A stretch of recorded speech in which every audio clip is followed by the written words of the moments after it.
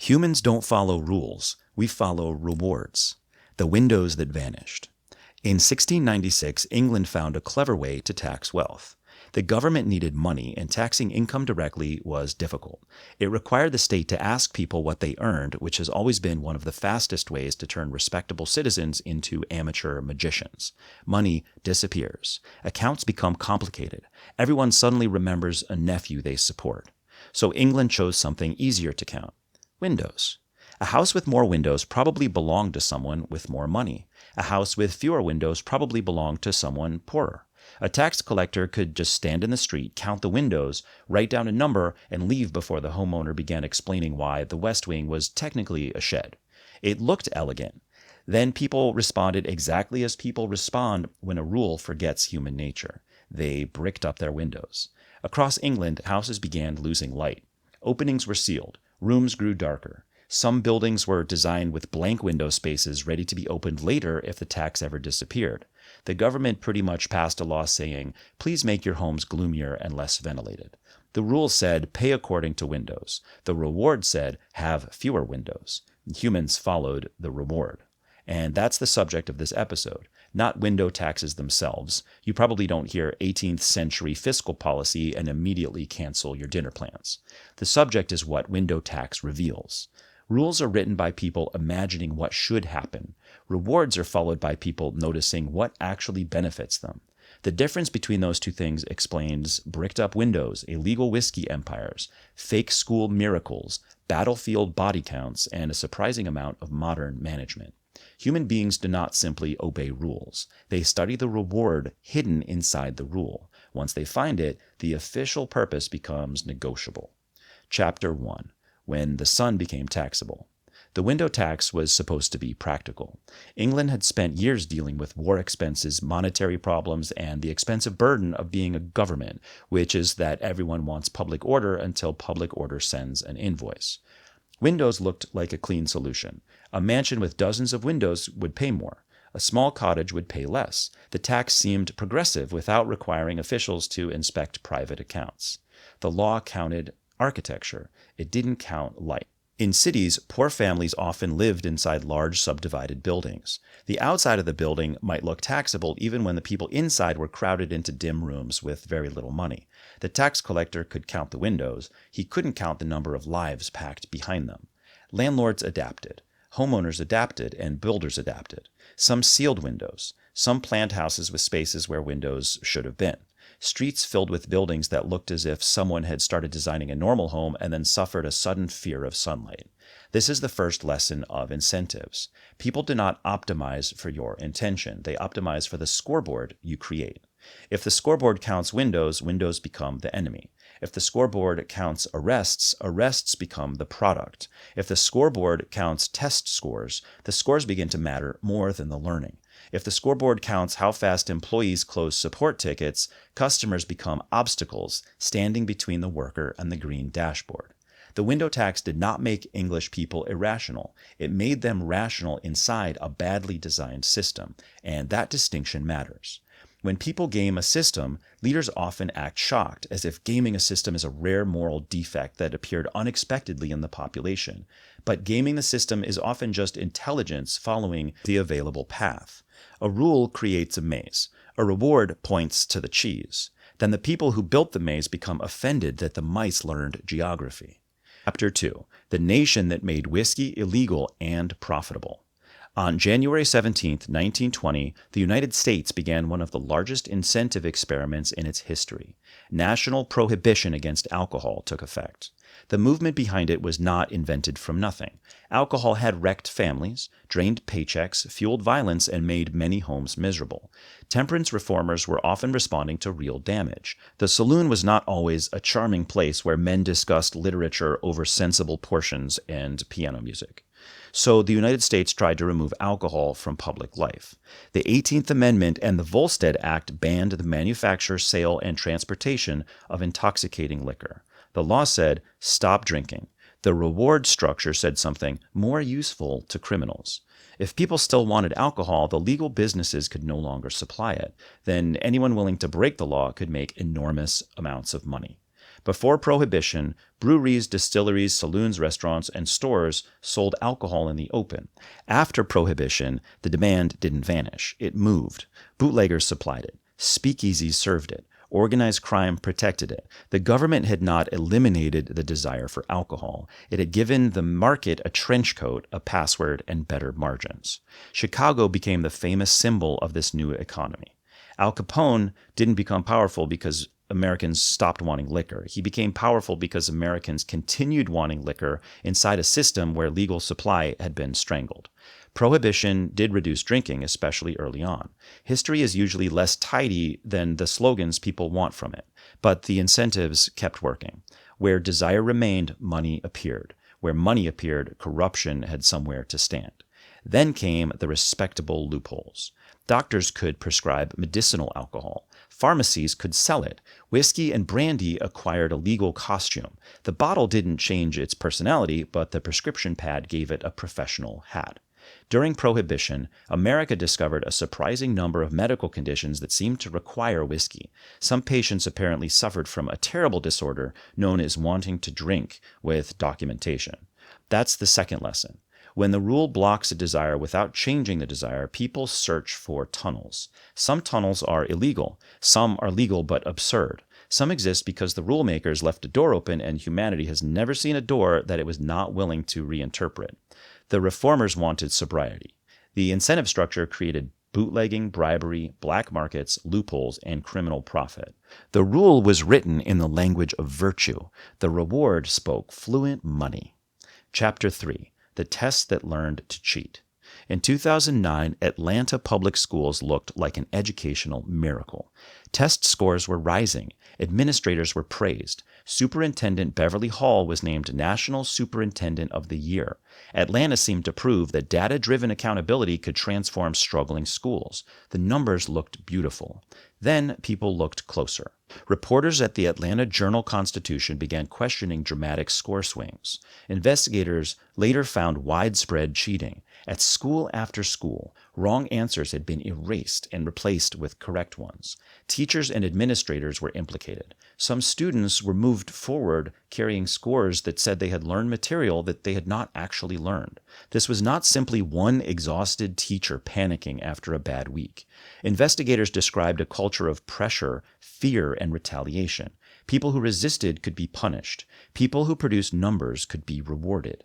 The official goal was learning. The measured goal was test performance. The rewarded goal was higher scores, and those are not the same thing. Standardized tests are not automatically evil. Measurement can reveal problems. Parents deserve to know whether schools are teaching. Students deserve adults who can tell the difference between progress and a pleasant story about progress. But a measure becomes dangerous when everyone's career starts standing on top of it. A thermometer is useful because it tells you whether someone has a fever. If you start paying doctors based only on the numbers on the thermometer, eventually someone will discover ice. Atlanta showed what happens when a measurement becomes a survival mechanism. Teachers were under pressure to hit targets. Principals were under pressure to show gains. Administrators were under pressure to prove the reform was working. Careers, bonuses, reputations, and school survival became attached to numbers. The number was supposed to reveal reality. Instead, reality was edited to protect the number. The darkest part is what happened to the children. A fake score can hold a press conference. A fake score can satisfy a spreadsheet. A fake score can protect an adult's reputation for a while. But a fake score does not teach long division. And this is the third lesson. When the metric becomes the mission becomes negotiable. The Atlanta scandal is not interesting because educators are uniquely dishonest. Most educators do not enter the profession dreaming of erasing children's wrong answers after hours. It's interesting because ordinary systems quietly ask ordinary people to choose between the real goal and the rewarded goal. Teach the child or raise the score. Heal the patient or reduce the average length of stay. Serve the customer or close the ticket. Fix the airplane or keep the delivery schedule. When an organization punishes reality and rewards performance theater long enough, it should not act surprised when the theater department expands. Chapter 4. The War That Put Progress in a Body Count. During the Vietnam War, the United States faced a measurement problem. How do you measure progress in a war without clear front lines? In some earlier wars, territory told a simple story. Armies advanced, cities fell, maps changed color. A commander could point to land and say, "We were here and now we're there." Vietnam made that harder. The enemy could disappear into villages, jungles, tunnels, and border areas. Territories were held, abandoned, retaken, contested. A village could look pacified one week and dangerous the next. So American command leaned heavily on numbers, especially body counts. If the enemy was losing more fighters than it could replace, the argument went, then the United States was making progress. The war could be measured through attrition. Count the dead. Chart the losses, show progress. The problem was not only moral, it was managerial. Once body count became a key measure of success, body count became something units were pressured to produce. Reports moved upward. Senior commanders wanted evidence that strategy was working. Politicians wanted signs that public sacrifice had a purpose. Numbers provided comfort. Numbers often provide comfort when reality is complicated enough to be rude. But a body count can become less a window into the war and more a product of the war bureaucracy. Units can overcount. Civilians can be misclassified. Ambiguous situations can become cleaner on paper than they were on the ground. A dead person becomes a data point that proves someone else's strategy. This is where incentives become monstrous. The number is not merely wrong. The number starts asking people to make the world worse so that the report looks better. There's a special danger when a metric satisfies the emotional needs of leaders. A good metric makes reality clearer. A bad metric makes leadership feel effective. This is why bad metrics survive so well. They do not merely measure performance, they protect self-image. The body count is an extreme version of a familiar mistake. When reality is hard to understand, people reach for whatever can be counted. The countable thing becomes the important thing. The important thing becomes the rewarded thing. And the rewarded thing begins reshaping behavior. By the time everyone notices the distortion, there's usually a committee explaining that the metric is imperfect but still useful. This phrase has probably done more institutional damage than several small fires. Of course, the metric is imperfect. The question is what people will do to improve it. Chapter 5. The factory that hit the target and missed the point. There is a famous story about Soviet nail factories. A factory is told to produce nails by weight, so it makes enormous nails that are too large to use. Then the target changes to quantity, so it makes tiny nails too flimsy to use. It's almost too perfect, which means it should be handled carefully. The exact version often circulates like parables, and parables have a habit of arriving with suspiciously neat shoes. But the deeper problem was real. Centrally planned economies assigned production targets. Managers were rewarded for fulfilling plans. Output indicators mattered. When planners measured the wrong thing, factories had powerful reasons to satisfy the measurement rather than the human need behind it. A factory manager did not need to hate society to do this. He only needed to understand consequences. A manager who missed the plan could be punished. A manager who fulfilled the plan could be rewarded. So the manager studied the plan, not the customer, not the worker, not the actual usefulness of the product, the plan. If the plan asked for tons, tons arrived. If the plans asked for units, units arrived. If the plan asked for reports, reports arrived in magnificent condition, even when the underlying reality had entered hospice. This is not only a Soviet story. Every modern organization has its own little planning shrine. A call center says it wants customer service, then rewards short call times. Employees learn to get callers off the phone. A company says it wants innovation, then it punishes failed experiments. Employees learn to innovate mainly inside slide decks. A university says it wants knowledge, then rewards publication counts. One idea can become 5 papers if sliced thinly enough. A dating app says it wants to create connection, then rewards time spent on the app. Outrage arrives wearing tap shoes. A manager can say, "We care about quality," while everyone in the room knows bonuses depend on speed. At that moment, the speech is not the rule. The bonus is the rule. Humans are extremely talented at detecting the real rule. They watch who gets promoted. They watch who gets protected. They watch what gets praised in public and what gets punished in private. They watch whether leadership says safety first, right before asking why production is behind. The official rule lives in the handbook. The real rule lives in the consequences. Consequences are better teachers. Chapter 6. Why the Reward Always Wins. There are formal names for this pattern. Goodhart's law is often summarized this way. When a measure becomes a target, it stops being a good measure. Campbell's law says that the more quantitative indicators used for important decisions, the more pressure there is to corrupt it, and the more likely it is to distort the process it was meant to monitor. The historical version is much simpler. Humans do not follow rules as closely as they follow the reward for following rules. That does not mean people are calculators with shoes. People have a conscience, loyalty, fear, pride, affection, laziness, ambition, and reputation all tangled together. The reward doesn't control every person equally in every moment, but rewards train behavior. They tell people what the system notices. They tell people what the system forgives. They tell people what the system calls success after the inspirational speech is over. And that's why bad incentives don't need bad people to create bad outcomes. They can recruit normal people who are tired, ambitious, loyal, overworked, afraid, or simply trying not to get fired. Most people don't wake up thinking, I will corrupt a social indicator today. They wake up thinking, I just need to survive this meeting. Then the meeting becomes the department becomes the institution becomes the public policy. Eventually, the spreadsheet becomes reality because reality failed to arrive in quarterly format. This is the part institutions hate admitting.